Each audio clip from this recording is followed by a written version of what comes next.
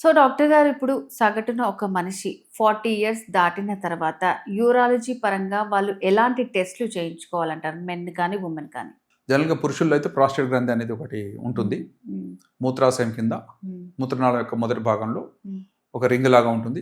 అది పెరిగి ఆ రింగ్ దగ్గరకు వచ్చేస్తూ ఉంటుంది. మూత్రనాళాన్ని కొద్దిగా కన్స్ట్రిక్ట్ చేస్తూ హ్మ్. నొక్కి పడుతూ ఉంటుంది. Hmm. అందువల్ల దాని సైజ్ ఏంటి, దాని యొక్క టైప్ ఆఫ్ గ్రోత్ ఏంటి, ఆ గ్రోత్ రెండు రకాలు. ఒకటి నార్మల్ ఏజ్ రిలేటెడ్గా వచ్చే సింపుల్ ఎన్లార్జ్మెంట్, ఇంకోటి క్యాన్సరస్ ఎన్లార్జ్మెంట్. సో 40 to 50 మధ్యలో సింపుల్ ఎన్లార్జ్మెంట్స్ ఎక్కువ ఉంటాయి. 50 to 60 మధ్యలో అది పెరిగి మూత్రం ఆగిపోయే ప్రమాదం ఉంటుంది. 65 దాటిన తర్వాత అది క్యాన్సర్గా మారే ప్రమాదం ఉంటుంది. కాబట్టి యాన్యువల్గా ఒక అల్ట్రాసౌండ్ చేసుకుంటాం, స్కానింగ్ చేసుకొని ఆ స్కానింగ్లో కిడ్నీస్ ఎలా ఉన్నాయి, బ్లడ్ ఎలా ఉంది చూస్తాం, ప్రాస్టేట్ సైజ్ చూస్తాం, మూత్రం సరిగా వస్తుందా మిగిలిపోతుందని కూడా చూస్తాం. ఆ తర్వాత సింపుల్గా ఒక బ్లడ్ టెస్ట్ ఉంది, సీరం పిఎస్సి అని ఉంది, ప్రాస్టేట్ స్పెసిఫిక్ యాంటీజెన్. ఇది క్యాన్సర్లో బాగా హై వెళ్ళిపోతుంది. సింపుల్ ఎన్లార్జ్మెంట్లో నార్మల్ దగ్గరలో ఉంటుంది. జనరల్గా 0 to 4 నానోగ్రామ్స్ అనేది ఉంటే సింపుల్ ఎన్లార్జ్మెంట్. అది 20, 30, 40, 100, 1000 అయింది అనుకోండి, అది క్యాన్సర్ ఎన్లార్జ్మెంట్ కింద. సో అది ఎట్లా తెలుస్తుంది? ఓన్లీ బ్లడ్లోనే తెలుస్తుంది. మన ప్రాస్టేట్ ఎక్కడ ఉందో మనకే తెలియదు, దాన్ని ఫీల్ అయ్యే అవకాశం ఆ పర్సన్కి లేదు. మేము ఫీల్ అవ్వాలంటే అది చాలా డీప్ సీటెడ్గా ఉంది. సో ఇవన్నిటి మధ్యలో ప్రాస్టేట్ గ్రంథి అని పురుషుల్లో మాత్రం ఉంది కాబట్టి వాళ్ళు టెస్ట్ చేసుకోవాలి. మరి స్త్రీలు ఏం చేసుకోవాలి అంటే, జనరల్గా పదే ఇన్ఫెక్షన్ వస్తే ఒక స్కాన్ చేయమని చెప్తున్నాం. అందరూ కూడా ఒక బ్లడ్ టెస్ట్ చేయాలి. సీరం క్రియాటినిన్ అనే టెస్ట్ ఉంటుంది. సీరం క్రియాటినిన్ అనేది మన శరీరంలో తయారయ్యే ఒక మురికి పదార్థం. దాన్ని కిడ్నీస్ బయటకు పంపాలి. పంపితే మన బాడీలో 1 మిలిగ్రామ్ దగ్గరలో ఉండాలి. పంపకపోతే అది 8-10 మిలిగ్రాములు అవుతుంది. అప్పుడు దాన్ని కిడ్నీ ఫెయిల్యూర్ అంటారు. సో క్రియాటిన్ నార్మల్గా 1 దగ్గర ఉందా చూసుకోవడానికి ఒక బ్లడ్ టెస్ట్ చేయాలి. తర్వాత ఒక యూరిన్ టెస్ట్ చేయమని చెప్తున్నాం. యూరిన్లో ప్రోటీన్ పోతుందా, యూరిన్లో షుగర్ పోతుందా, ఏమి పోవట్లేదు అనుకోండి సంతోషం. పోతుంటే మాత్రం దాన్ని 24 hours టెస్ట్ చేసుకొని ఎంత తీవ్రంగా పోతుందని చూస్తాం. దానికి కూడా ట్రీట్మెంట్ వచ్చింది. సో ఒక సింపుల్ యూరిన్ టెస్ట్, ఒక బ్లడ్ టెస్ట్, ఒక స్కాన్. పురుషులైతే ఒక సీరం పిఎస్సి అనే బ్లడ్ టెస్ట్. ఇవి చేస్తే చాలు యాన్యువల్గా. ఎక్కడ ప్రాబ్లం వచ్చినా సరే ముందే తెలుసుకోవచ్చు, ముందే క్యూర్ చేసే అవకాశం ఉంది. కిడ్నీస్ ఫెయిల్ కాకుండా కాపాడే అవకాశాలు పుష్కలంగా ఉంటాయి. సో అంటే ఈ ప్రాస్టేట్ గ్రంథి అనేది పెద్దగా అయితే నిజంగా అది క్యాన్సరే అంటారా డాక్టర్ గారు? మరి కాదమ్మా, సింపుల్ ఎన్లార్జ్మెంట్ కూడా పెద్దగా కావచ్చు. సింపుల్ ఎన్లార్జ్మెంట్లో నార్మల్గా 15 గ్రాములు ఉంటుంది. అది 30 గ్రాములు అయింది అనుకోండి, ప్రాబ్లం కలిగించవచ్చు, కలిగించకపోవచ్చు. 70 గ్రాములు అయింది అనుకోండి, కొంత ఛాన్సెస్ ఆర్ దేర్ కొంతవరకు. 150 గ్రాములు ఉన్న వాళ్ళు కూడా మంచిగా మూత్రం పోస్తున్నారు, గడ్డ మాత్రం పెరుగుతుంది, అలా కూడా ఉంటుంది. సో సైజుని బట్టి సిమ్టమ్స్ ప్రపోర్షనేట్గా ఏమి ఉండవు. కాబట్టి సైజు ఎంత ఉంది, సైజ్ కంప్లైంట్స్ ఏమున్నాయి, ఈ రెండు మ్యాచింగ్ చేస్తాం. పెద్ద గ్లాండ్ ఉన్నా సరే కంప్లైంట్ లేకపోతే వాళ్ళని వదిలేస్తాం. అయ్యా నువ్వు అట్లాగే చూడు, ఎంతకాలం పోసుకోండి, మీకు ప్రాబ్లం అయినప్పుడు దాన్ని టచ్ చేద్దామని. క్యాన్సర్లు అలా కాదు. క్యాన్సర్ సైజు చిన్నగున్నా పెద్దగున్నా ఒకసారి మొదలైందంటే అది చీల్చుకుంటూ వెళ్ళిపోతుంది. సో ఇర్రెగ్యులర్గా ఉంటుంది, పక్క అవయవాలకు వెళ్ళిపోతుంటుంది, సీరం పిఎస్ఏ పెరుగుతుంది, బ్లడ్ టెస్ట్. సో వీటి ద్వారా మనకి అనుమానం వస్తే దాన్ని చిన్నగా నీళ్ళు వేసి బయాప్సీ చేస్తున్నాం. ఆ బయాప్సీలో క్యాన్సర్ అని వచ్చింది అనుకోండి, తొలి దశలో ఉంటే అర్లీ స్టేజ్లో ఉంటే దాన్ని పెకలించి వేస్తున్నాం. దానికి రోబోటిక్ సర్జరీ వాడుతున్నాం, రోబోటిక్ అసిస్టెడ్ ప్రాస్టెటెక్టమీ. దాని ద్వారా అర్లీ క్యాన్సర్స్ అని కూడా ఎప్పుడు దొరుకుతాయి? యాన్యువల్ చెకప్ చేసిన వాడికే దొరుకుతాయి. 40 years చేస్తున్నాడు, 48th year 50th year ఇలాంటిది కనబడ్డది, దాన్ని క్యూర్ చేయొచ్చు. అదే గడ్డ పెరిగి ఇతర ప్రదేశాలు పాకిన తర్వాత మా దగ్గరకు వచ్చాడు, అప్పుడు పిఎస్ఏ ఫస్ట్ టైం చేశాడు అనుకుందాం, అది 150 ఉంది అనుకుందాం. ఆ టైంలో క్యాన్సర్ ప్రాస్టేట్ తీసినా సరే ఇతర భాగాలకు వెళ్ళింది కాబట్టి పెద్దగా లాభం ఉండదు. తీస్తాం కానీ క్యూర్ కాదు, దీన్ని తీస్తాం, వాటికి ట్రీట్మెంట్ ఇవ్వాలి. ఇవన్నీ చూస్తుంటే కీమోథెరపీ, రేడియోథెరపీ అవి కూడా ఇబ్బందిగానే ఉంటాయి. కీమోథెరపీ ఇస్ నెవర్ ప్లెజెంట్, కానీ ఇక తప్పదు, ఆయన ప్రాణం అపాయం ఉంది కాబట్టి అది ఇస్తున్నాం. దాని కాంప్లికేషన్ ముందే చెప్తున్నాం. ఎన్ని చేసినా సరే లైఫ్ ఈజ్ లిమిటెడ్. మన తప్పు వల్ల ముందు డిటెక్ట్ చేస్తే మరి అన్ని ఫెసిలిటీస్ అందుబాటులో ఉన్నాయి, ఇంత టెక్నాలజీ అందుబాటులోకి వచ్చింది. రోబోటిక్ సర్జరీ నేను 2004లో అమెరికాలో హెన్రీ ఫోర్డ్ హెల్త్ సిస్టమ్ అని డెట్రాయిట్లో చేశాను. అప్పుడు రోబో లేదు ఇండియాలో, 2010లో వచ్చింది. అలా నేర్చుకోవడం వల్ల మాకు తొలి దశలో మాకు అవకాశం వచ్చింది. అప్పుడు అనుకో ఎందుకు ఈ రోబో వాడుతున్నారు, మనమే చేస్తున్నాం కదా సర్జరీస్ అని. అంటే రోబోటిక్ సర్జరీలో ఉన్న అనేక అడ్వాంటేజెస్ ఉన్నాయి. ఆ ఫింగర్స్ అన్ని కూడా స్టెయిన్లెస్ స్టీల్, దాంతో మెటల్తో ఉంటాయి, చాలా ఫైన్ టిప్గా ఉంటాయి. ప్రతిదానికి ఒక లైట్ ఉంటుంది, దానికి ఒక మ్యాగ్నిఫికేషన్ ఉంటుంది, 16 రెట్లు పెద్దగా కనబడుతుంది.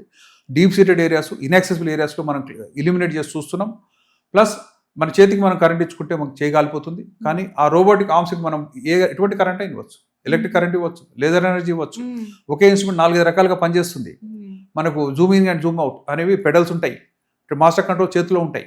సో ఇవన్నీ చూస్తే క్యాన్సర్ దగ్గరికి వెళ్ళే ముందే మనం బ్లడ్ లాస్ కాకుండా కాపాడుకోవచ్చు. పెద్దదిగా కనబడింది కాబట్టి errors are very less. Plus మనం ఓన్లీ మాస్టర్ కంట్రోల్ కదిలిస్తున్నాం, యాక్చువల్ సర్జరీ చేస్తుంది రోబోటిక్ ఆర్మ్ కాబట్టి ఫెటిగ్ అనేది చాలా తక్కువ. సర్జన్స్ ఎవరైనా 4 గంటలు ఆపరేషన్ చేస్తే కొంత అలసిపోతారు, ఫింగర్స్ అబ్బా నొప్పులు వస్తుంది, కొంచెం గ్యాప్ తీసుకుందాం, ఇంకొకరిని పిలుచుకుని నువ్వు చేస్తుండే కొంచెంసేపు అట్లా. రోబోకి నో ఎగ్జాషన్, మెటల్ అది.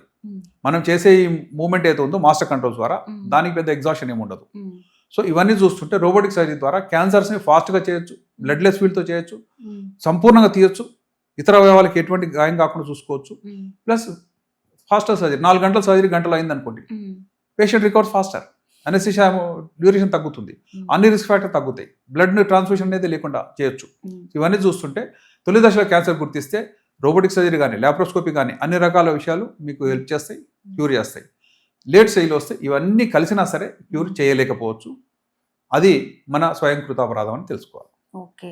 సో డాక్టర్ గారు, మనం ఎక్కువగా కిడ్నీ సమస్యలు అనేవి షుగర్, బీపీ ఉన్న వాళ్ళలో ఆల్మోస్ట్ ఒక 80% పీపుల్లో మనము చూస్తూ ఉంటాం.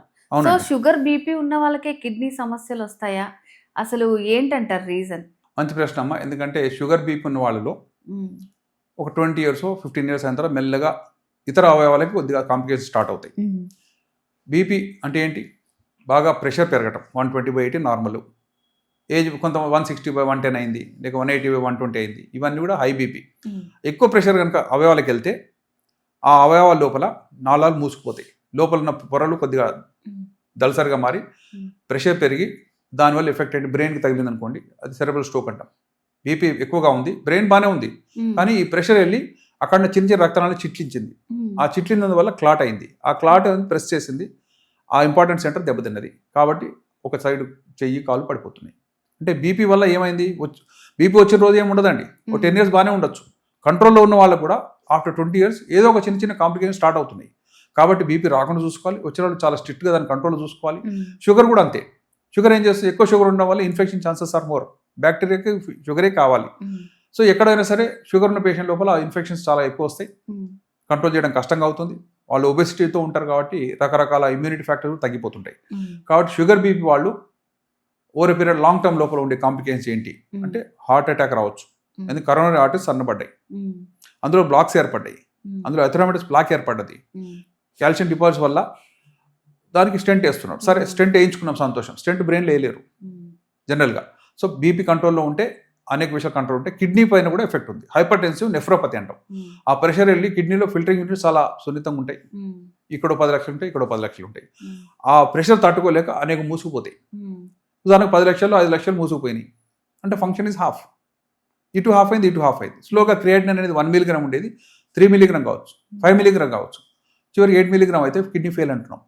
సో ఇవన్నీ ఎందుకు వచ్చినాయంటే బీపీ, షుగర్లు వంశపారంపర్యంగా వచ్చినా సరే అతి జాగ్రత్తగా మనం కంట్రోల్ చేసుకోవాలి, ఎప్పుడు నిర్లక్ష్యం చేయకూడదు. ఏదైనా కాంప్లికేషన్ ఉందా తెలుసుకోవడానికి యాన్యువల్ స్క్రీనింగ్ టెస్టులు ఉన్నాయి.